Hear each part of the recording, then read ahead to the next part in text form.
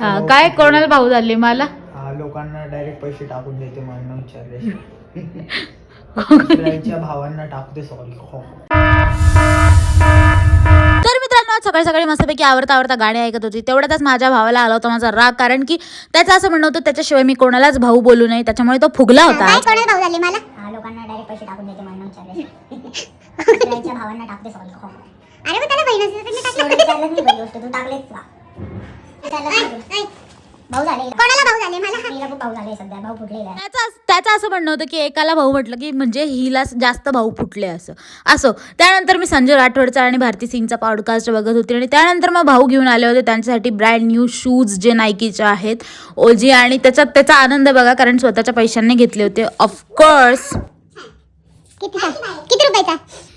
जास्त नाही, काहीतरी 8,000 ला घेतलेला आहे मी हा गाईड. तुझा 8,000. करणाऱ्यांना आता खोटच वाटेल रे.